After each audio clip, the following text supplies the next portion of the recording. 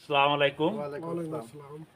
আহ, আমার সামনে যেই মালটা দেখছেন, এই যে হলুদ হয়ে গেছে, এটার নাম হলো মরক্কো মালটা। এটা মূলত লেট ভ্যারাইটির একটা মালটা। তো ভাইরা আসছে চুয়াডাঙ্গা জেলার আহ, কুতুবপুর মুন্সিপুর গ্রাম থেকে। ওই ওখানে আট কবরে সাদিক ভাই নামের একজন আহ, খামারিকে আমি এই মরক্কো মালটা দিছিলাম। তারপরে সালাম ভাইকে দিছিলাম, সুলতান ভাইকে দিছিলাম, এছাড়া আরও অনেকের দিছিলাম। তো তারা মালটাটা 1 মাস আগে বিক্রি করে দিয়েছে। আমি বলছিলাম যে ভাই মালটাটা একটু দেরিতে বিক্রি করেন, কিন্তু ওনারা আগেই বিক্রি করে দিয়েছে। তো অনেকে বলেছে যে মালটায় রস থাকবে না। তো আজকে ডিসেম্বর মাসের 29 তারিখ 2025, আজকে মালটায় রস আছে কিনা আমরা একটু দেখি। হ্যাঁ ভাই, আচ্ছা বিসমিল্লাহ। এই যে মালটাটা একটা ছিঁড়লাম, দেখেন তো এখানে এখানে কিন্তু দেখেন পয়সার দাগ নাই। পয়সা দাগ নাই।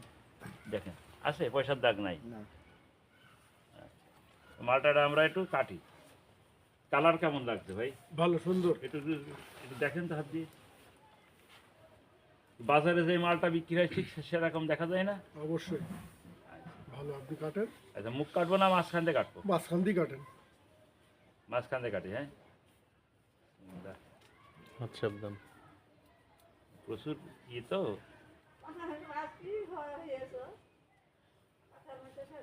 দেখেন রস বের হচ্ছে, দেখেন এই যে কালার, দেখেন কালার, দেখেন অস্থির। কালার ঠিক আছে। ভাই একটু হেল্প করেন।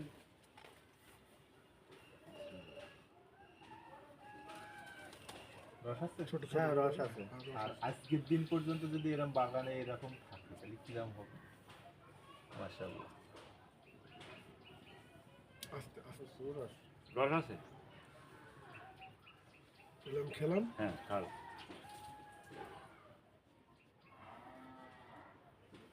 দেখেন পাশে রাখেন রস কিন্তু দেখেন।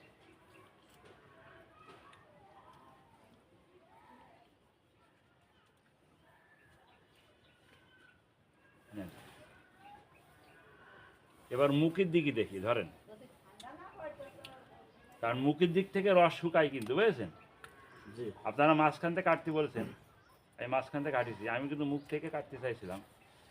এই দেখেন মুখে কি রস শুকাইছে, ভালো করে দেখেন না। মুখের দিক।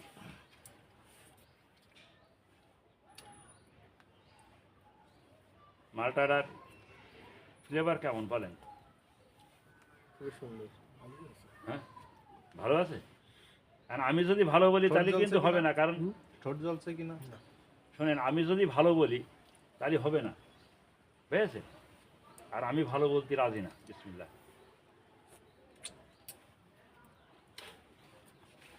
এখন আপাতত মাঠে তো মালটা নাই। আমার মনে হয় এই মালটা সব বিক্রি হয়ে গেছে। হ্যাঁ, আমাদের মাঠে মালটা নাই। মালটা আছে। না। এই মালটা যদি এই টাইমে, এই হিসাবে যে পর্যন্ত রস আছে, এই টাইমে যদি এই মালটাটা মার্কেটে আজকে যদি বিক্রি করতে যান, আপনি কয় টাকা দাম পাবেন? দাম তো বেশি হবে। এখন দাম বেশি। বেশি হবে না? ডেফিনেটলি বেশি হবে। অবশ্যই ডবল হবে এখন আগে যারা বিক্রি করতে।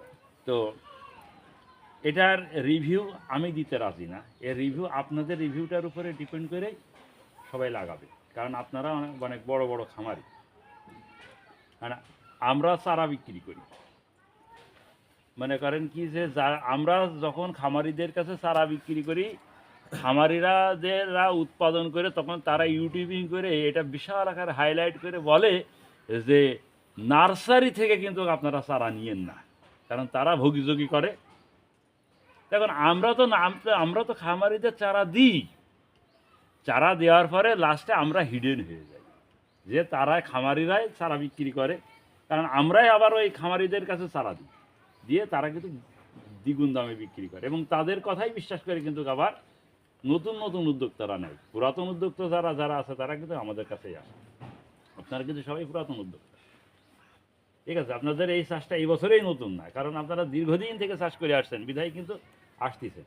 তো এই কথাটা বলার উদ্দেশ্য এই যে আমরা উদ্যোক্তা তৈরি করি, করার পরে দিন শেষে আমরা হয়ে যাই চারা ব্যবসায়ী এবং আমরা নকলবাজিতে মনে করেন কি যে সব মার্কেট সয়লাভ করে দিচ্ছি, এই একটা অপবাদ আমাদের ঘাড়ে চলে আসে।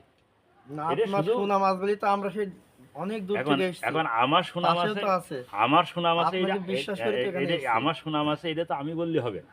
না আপনাকে বিশ্বাস করে তো আমরা এসেছি অনেক দূরে থেকে। ঠিক আছে, না আপনি যদি দুই আচ্ছা, ঠিক নম্বরে আছে, করতেন দেন। তাহলে তো আর আমরা এখানে আসতাম না। আপাতত কেটে দেন। তো যাই হোক, তো ওইটা দেখি এবার আপাতত ভালো থাকেন। আজকে এইটাই আর কি মরক্কো মালটা রিভিউটা দিলাম। হ্যাঁ, আমরা পরবর্তীতে আর একটা মালটা রিভিউ দেব, সেই অপেক্ষায়। আল্লাহ হাফেজ।